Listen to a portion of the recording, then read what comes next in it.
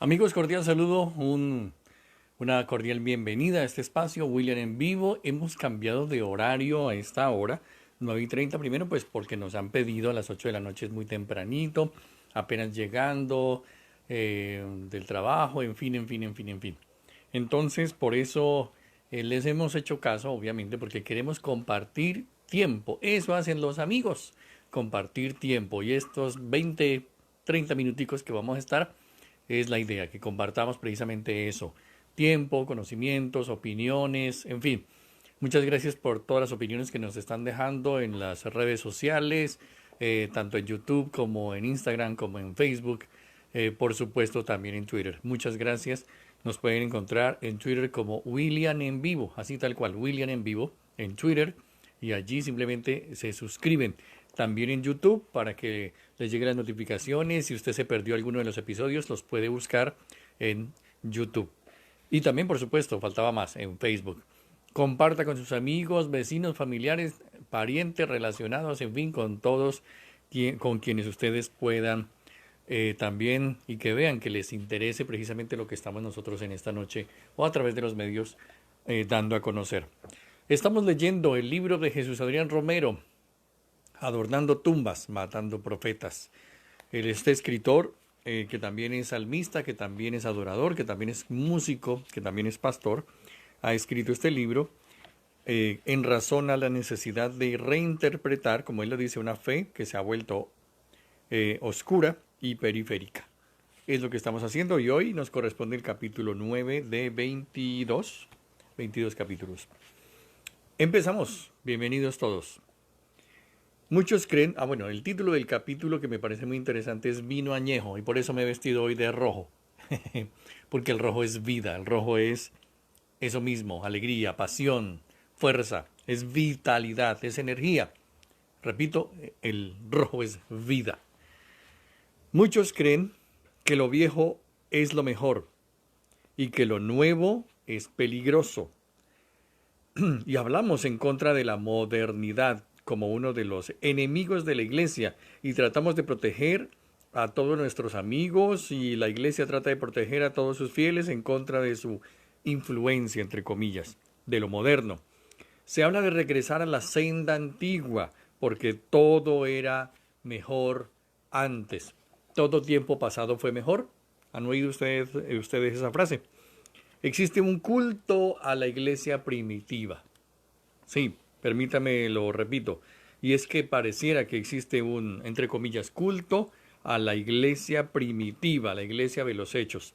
Esta idea de que la iglesia moderna está muy mal y que debemos volver a vivir como lo hizo la iglesia primitiva. Esta forma de pensar no es nada nuevo. Jesús la enfrentó en su ministerio hace 2000 años. Viendo cómo se aferraban los fariseos a sus tradiciones y formas antiguas de interpretar la ley, Jesús hizo una declaración que sigue estando vigente hoy más que nunca, hoy en día. Ninguno que beba del vino añejo quiere luego beber del vino nuevo, porque dice, el añejo es mejor.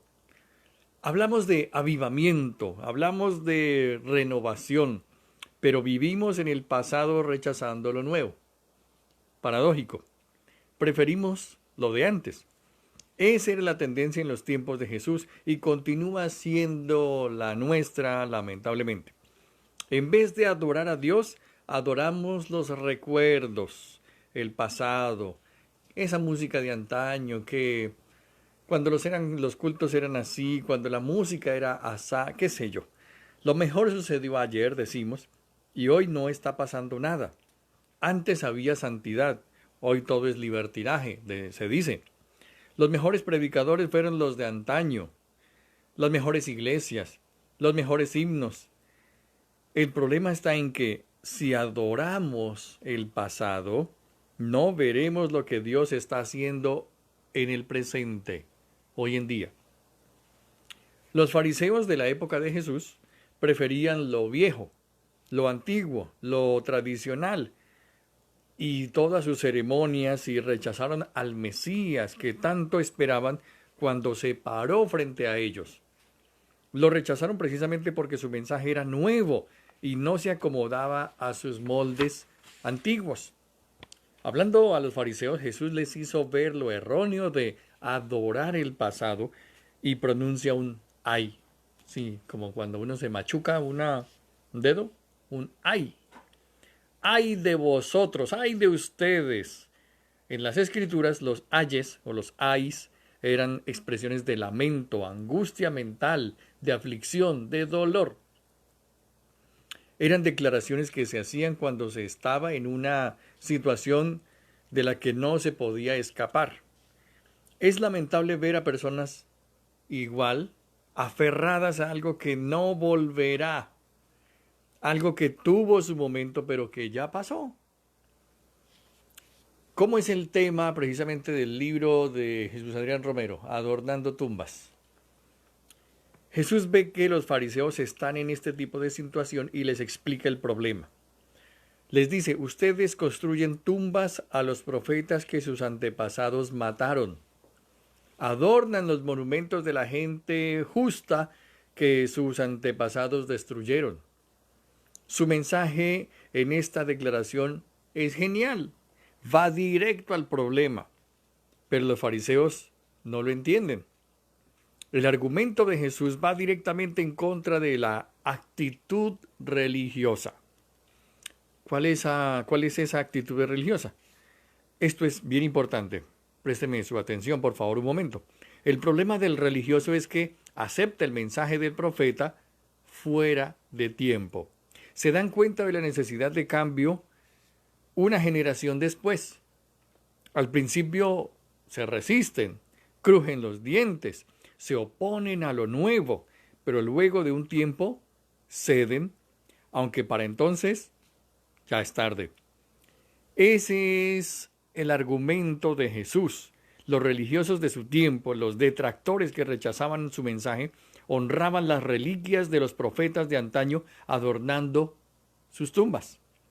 Sin duda repetían los mensajes que esos profetas de la antigüedad les habían dado, pero Jesús los confronta diciéndoles que esos mismos profetas que tanto honraban y respetaban fueron asesinados por sus antepasados, más específicamente por sus propios padres. Jesús no lo dice en la conversación con los fariseos, pero la implicación es obvia. Los padres de ellos mataron a los profetas porque no aceptaron sus palabras. No las aceptaron porque era un mensaje nuevo. Todo religioso se rehúsa a ser consciente de su religiosidad. No puede ver hacia el futuro, solo puede ver hacia atrás. Por eso ellos le responden a Jesús y le dicen, si hubiéramos vivido nosotros en los días de nuestros antepasados, no habríamos sido cómplices de ellos para derramar la sangre de los profetas. Pero Jesús conoce muy bien el corazón de los religiosos, así que empuja aún más la enseñanza diciendo, completen de una vez por todas lo que sus antepasados comenzaron. De otra manera, mátenme también a mí. Jesús estaba siendo rechazado como lo fueron los profetas de la antigüedad. Él sabía que sería crucificado por su mensaje, por su palabra. Jesús murió por nosotros, pero el juicio que lo llevó a la muerte fue instigado, fue motivado y llevado a cabo por los mismos religiosos. Y esto se ha convertido en un problema cíclico. El problema del cual Jesús está hablando es cíclico. Se presenta con cada generación. Matamos a los profetas que traen un mensaje nuevo, pero después de muertos, entendemos que ese mensaje era para nosotros y entonces los empezamos a venerar. Lo trágico de esto es que al aceptar sus palabras muchos años después, el mensaje ya quedó obsoleto y requiere de una nueva interpretación. Como ya hemos leído anteriormente, como ya lo hemos visto, el religioso generalmente está atrasado una o varias generaciones. Los fariseos demostraban su, entre comillas, santidad y su celo adorando el pasado y pensaban que al hacerlo estaban honrando a Dios. Pero cuando Dios se para delante de ellos en la persona de Jesús, lo rechazan de plano porque su mensaje era algo demasiado nuevo, algo demasiado progresista para su época. En nuestros días es común escuchar el llamado a volver a la senda antigua, pero ese mensaje se confunde con el deseo de satisfacer cierta nostalgia, cierto anhelo por una santidad agria. Esa es verdadera adoración, entre comillas, dicen algunos adultos inundados por la melancolía, por las reminiscencias después de escuchar un himno antiguo. Se confunde la nostalgia por los viejos tiempos con la verdadera adoración. Y es que nosotros debemos entender que la fe que practicamos ahora y la forma en la que entendemos el cristianismo en nuestros días, en algún momento fue algo nuevo, pero hoy incluso también requiere renovación y renovación constante. Fijémonos que nuestro planeta está en cambio constante. Cuando Dios creó este mundo, lo puso en movimiento, un movimiento que no cesa, que continúa.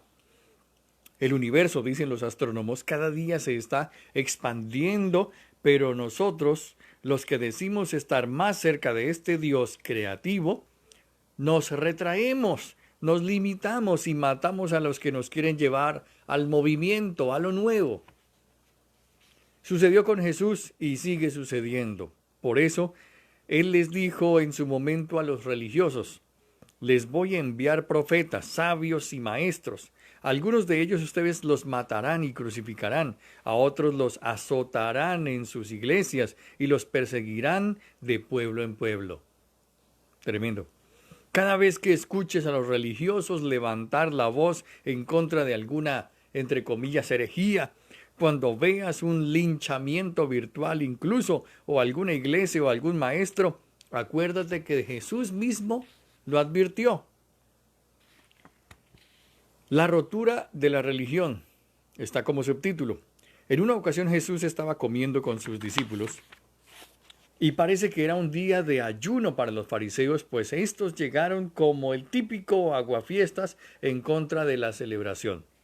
Entonces le preguntaron a Jesús por qué sus discípulos no ayunan cuando ellos en cambio sí lo hacían.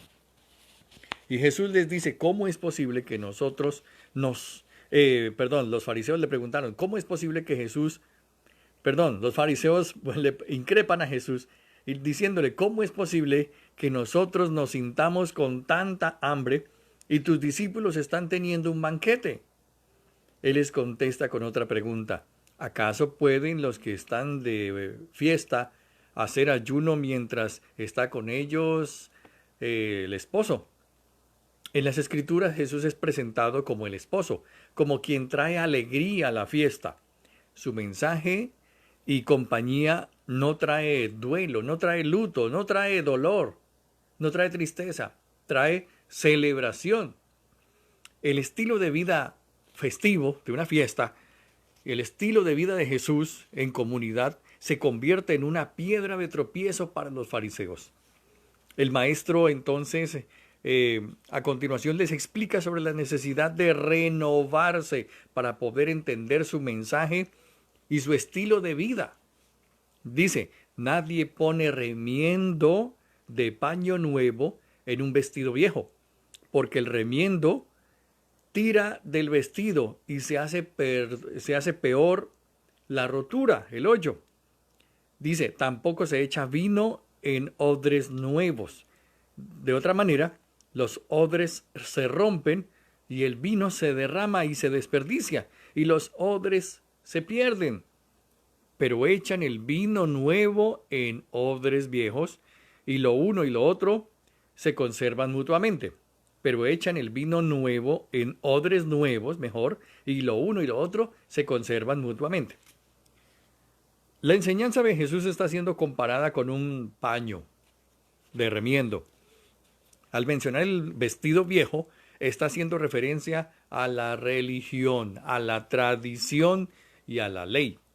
Jesús está diciendo: no pueden tomar mis palabras para remendar la rotura de sus viejas creencias, de su vieja religión.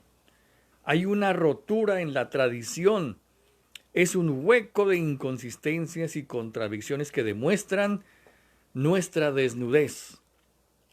Espacio nos hace falta para hablar de cómo el mundo ve a la iglesia, cómo el mundo nos ve.